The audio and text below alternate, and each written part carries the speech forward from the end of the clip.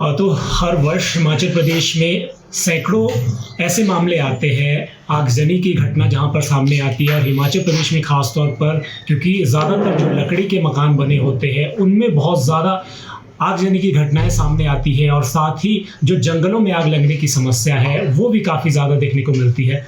तो ख़ास बातचीत के लिए हमारे साथ हिमाचल प्रदेश के जो fire officer chief fire officer Sanjeev Kumar है, इनसे हम खास बातचीत करना चाहेंगे। और सर बहुत बहुत स्वागत है आपका। धन्यवाद सर। सर आपसे सबसे पहले तो ये जानना चाहेंगे कि ये जो साल पिछला गया है उसका कोई आंकड़ा आपके पास है, कितनी जो है संख्या में अगर हम बात करें तो घटनाएं सामने आई है आग की, और कितना जो है नुकसान का कोई आंकलन है? पिछले वर्ष जो फॉरेस्ट फायर थी टोटल वो थी 4,260 जो हमारे को रिसीव हुई थी, जिसमें हमने फायर सर्विस में रिस्पॉन्ड किया था।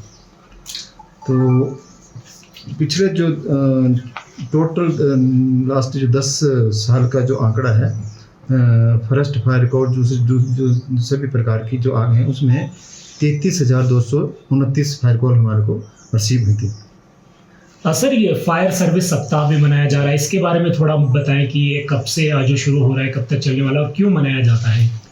जी, फायर सर्विस वीक जो है प्रति वर्ष 14 अप्रैल से लेकर 20 अप्रैल तक प्रदेश भर में मनाया जाता है। और इसको जो मनाने का जो उद्देश्य है, 14 अप्रैल 1944 को मुंबई में एक समुद्री जहाज़ जो मालवाहक जहाज़ था वहाँ उसमें विस्फोटक लगभग 1200 टन विस्फोटक, रुई की गांठें, तेल के ड्रमों के अलावा जो खाद्यान्न पदार्थ उसमें लगे थे, उसमें आग लग जाने के कारण आग पूरे शहर में फैल चुकी थी।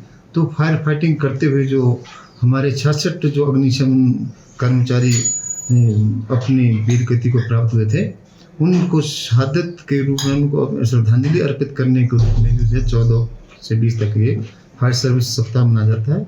इस सप्ताह के दौरान जो है सभी कार्यालयों, शैक्षणिक संस्थानों, औद्योगिक इकाइयों, जो हॉस्पिटल्स हैं उसमें, तथा जो पब्लिक प्लेसेस में, जो ग्राम पंचायत लेवल में जाकर के हमारे जो संबंधित जिलों के जो अग्निशमन अधिकारी होते हैं वह उनको जागरूक करते हैं। उसमें मतलब सपोज आग लग जाती है तो उसमें कैसे उसको नियंत्रण करना है, इससे संबंधित जानकारी दी जाती है। सर हिमाचल प्रदेश में अधिकतर जो ग्रामीण क्षेत्र है उन लोगों को जो है ज़्यादा जानकारी नहीं होती है कि जब आग लगती है तो किससे संपर्क करना है, क्या जो नंबर है, तो उसके बारे में थोड़ा आप बताएंगे। आजकल तो जैसे ये मोबाइल के माध्यम से सूचना मिली जाती है, पर हम लोगों से ये आग्रह करेंगे जैसे कोई आग कहीं डिटेक्ट होती है, लगता है कि आग लगी है, तो उसकी तुरंत सूचना फायर सर्विस को दें, तथा अपने भी उसमें जो उसको बुझाने में जो सहयोग कर सकते हैं वो करें, तथा तुरंत फायर सर्विस को भी रिपोर्ट करें। दूसरा मैं जैसे देहात और ये जंगल की आग की बात बता रहा हूँ, जो हमारे घरों के आसपास जो है कोई सूखी पत्तियाँ या घास या कचरा वगैरह इकट्ठा ना होने दें। जो घरों से कम 20 मीटर की जो एरिया है उसको साफ रखें, ताकि कोई दुर्भाग्यवश अग्नि दुर्घटना होती है तो कम से कम मकान को नुकसान ना हो। जो घरों में जैसे हम घास के चट्टे वगैरह लगाते हैं तो उसको भी उचित दूरी, कम से 20 मीटर की दूरी पर ही लगाएं, ताकि मतलब नुकसान, घरों को नुकसान होने से बचा जाए। तो जंगलों में जब आग लगती है तो कितना मुश्किल होता है आग को बुझाना? फायर जो सर्विस वाले होते हैं उनको वहां तक पहुंचना और आग को बुझाने, काबू पाने के लिए कितनी कठिनाइयों का सामना करना पड़ता है? क्या उपकरण आपके पास उपलब्ध है?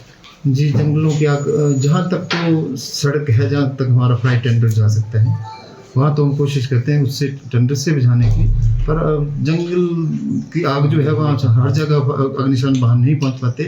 तो उस स्थिति में हम ऐसा करते हैं कि एक हमारे पास फायर ब्रिगेड होता है, एक 7-8 फीट का एक हैंडल होता है, वो पूरा आगे उसमें एक जाली लगी होती है, तो उससे भी फायर ब्रिगेड से बुझा देते हैं। साथ में जो ये हरी टहनी होती हैं उससे भी बुझाते हैं। फिर एक कंट्रोल बिल्डिंग, एक ना फायर लेन बोलते हैं हम उसको, वो बना करके भी उसकी विंड डायरेक्शन को देख के भी आग को कंट्रोल करते हैं। जी बहुत बहुत शुक्रिया हमसे बातचीत करने के लिए। तो ये chief fire officer Sanjeev Kumar ji हमारे साथ थे, जिन्होंने बताया कि आज से जो अभी 14 से 20 तक जो है फायर सर्विस सप्ताह मनाया जा रहा है। शिमला से दैनिक सवेरा के लिए कपिल ठाकुर।